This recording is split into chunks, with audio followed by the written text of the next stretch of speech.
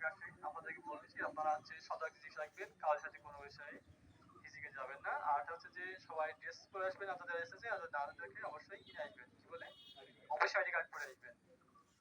এই করে আমাদের সিগনেচার করতে হবে। আমরা দেখছি আপনাদের রাজন দা আমাদের লিডার, সে আমাদেরকে বলছে আমরা মন্ত্রণালয়ের সাথে বসতে চাই, আরিফের সাথে বসতে চাই না। আরিফ একটা প্রতারক, ভণ্ড, দালাল, বিশ্বাসঘাতক, এদেরকে আমরা মানতে চাই না, কারণ এরা একাধিকবার দপ্তর সরছে, ইসিদেরকে বলছে, ইন্সপেক্টর করছে, জুনিয়র ইঞ্জিনিয়ার করছে, পদ পদবি নিয়ে করছে, তারা ই করে দেবে। কোনো কমিটি কোনো আলোড়ন দেখেছে? কোনো করার দেখেনি। তারা কোনো কথা রাখছে? রাখেনি। এখনো যে দেখবে তার কোনো নিশ্চয়তা আছে? নেই। এই যে একটা কমিটি গঠন করা হয়েছে, এটা কখন কমিটি গঠন করা হয়েছে? যখন আমরা প্রেস রিলিজ দিলাম, 11:30টার সময় প্রেস রিলিজ দেওয়া হলো যে আমরা 1 তারিখ থেকে আন্দোলনে নামতেছি। তারা কি করলো? অফিস টাইমের পরে তৈরি করে একটা কমিটি গঠন করলো যে তারা আমাদের সাথে বসতে চায়। বসতে চাওয়ার একটা নিম্নাংশ আছে, দেখেন আপনারা। সেখানে কি বলছে?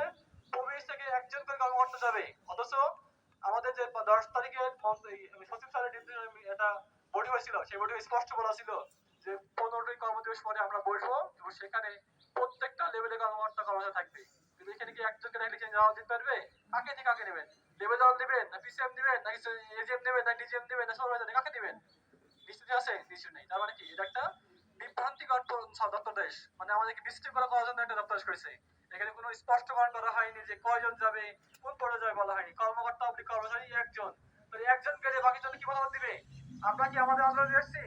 আমরা বলেছি, অজন্তা একাধিকবার বলে যে আমরা যদি আন্দোলনে কোনো কিছু না পাই, তবে আমাদের যারা আছে সামনে, আমাদেরকে নেতৃত্বে আমাদের সামনে এগিয়ে নিয়ে যাচ্ছে, তাদেরকে আমরা তাদের সকল দাবি আমরা মেনে নেবো।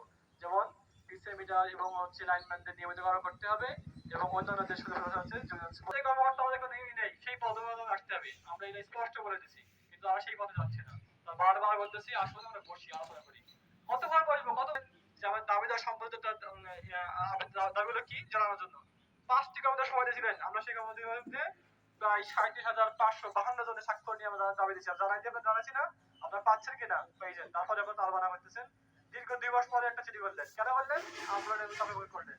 সুতরাং আমরা আপনাদের এইসব তথ্যদেশ মানি না, আমাদের প্রত্যাখ্যান করি। আমরা আরবির সাথে কখনোই বসবো না। আমরা তৃতীয় পক্ষ মন্ত্রণালয়ের সাথে বসবো, আমরা আরবির সাথে বসবো না।